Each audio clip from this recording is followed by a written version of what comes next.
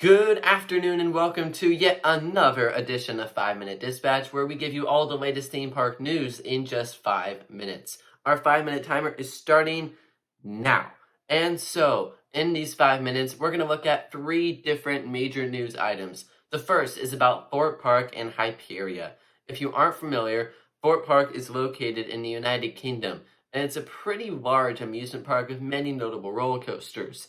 But they don't have a standout coaster, at least according to many, with Stealth being Good Ride and Saw the Ride, and some other coasters. They have rides that people enjoy, but they haven't had a coaster that people have been wowed by. And Hyperia could be that ride. It'll open in 2024, and the update here, the news part of this, is that it has been officially topped off and is now the United Kingdom's tallest roller coaster. The United Kingdom actually has a good deal of major coasters for such a relatively small country, but Hyperia, we don't know all the stats, but we do know it's going to be 236 feet tall and it will be 80 miles an hour. And again, this is going to be, and already is, by technicality, even though it's not open, the UK's tallest coaster. So, number two, we are talking in the United States now, and we'll go to Holiday World for Good Gravy.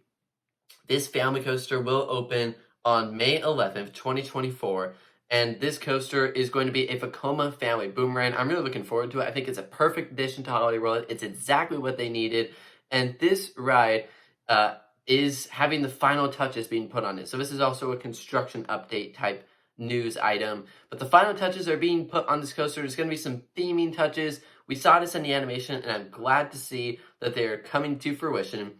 This coaster will have 721 feet of track, though you will go through most of that track twice. It'll have 77 feet of height, though the entire train won't experience that height because of the spikes and stuff. Then a speed of 37 miles an hour, which will be experienced by everyone. And as I said, it'll be opening on May 11th. So construction on Hyperia is going along, and so is construction on Good Gravy. Now, at the final few minutes, let's talk about Disney. A chain that I love as far as theme parks are concerned, but a chain that is kind of frustrating sometimes. So there is going to be some sort of Avatar experience coming to Disneyland when we don't know. And we knew this. Bob Iger had hinted about this before, and he had said there could be an Avatar experience coming to Disneyland. However, he switched his terminology to now he's saying that there's going to be an Avatar land.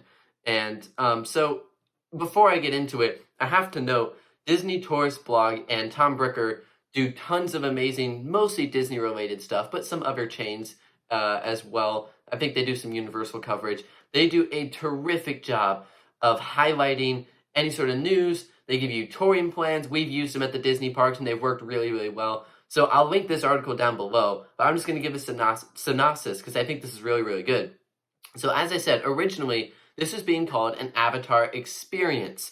Now, we do know that, of course, Disney's Animal Kingdom has the wonderful Pandora world of Avatar. This is a full-fledged land with beautiful landscaping and two really solid attractions. Avatar Flight of Passage is one of the world's better simulators, and Navi River Journey is a terrific boat ride. And so, with those two lands and that land, with those two rides rather, and that land in mind, when he said Avatar experience, some people may have jumped to the conclusion that Disneyland is getting Pandora.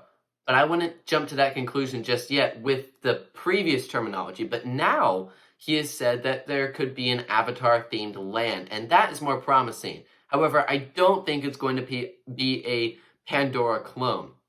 Now, Tom Bricker speculates that it all depends on the Disneyland Forward project, which is Disney's expansion plan that has not been approved yet. So he says, if that goes through, if the Disneyland Forward goes through, and they're able to expand, then we will see a full Avatar land. But if not, then we will see an Avatar experience. Now, I don't know what that entails. I almost think of the Moana, is it called Way of Water? I'm not entirely sure what it's called, at Disney's Magic Kingdom. See, I don't know. I don't remember where it is or what it's called, but it's a really interesting thing where it has interactive fountains. And so I wonder if it would be something like that, which would definitely be kind of disappointing. But he thinks if the Disneyland Forward project is approved, there'll be a full land, and if it's not, it'll be some sort of experience, and it seems like it'll be located at Disney's California Adventure rather than Disneyland proper. So there you have it. That's our 5 minutes, and I gotta tell you, these are some very interesting news updates, construction updates for 2 coasters that we know are coming, and some speculation about a possible land, but we know Disney, so who knows what could happen there. Thank you all so much for watching, and we will see you in the next episode of 5 Minute Dispatch. If you haven't subscribed here already, please do.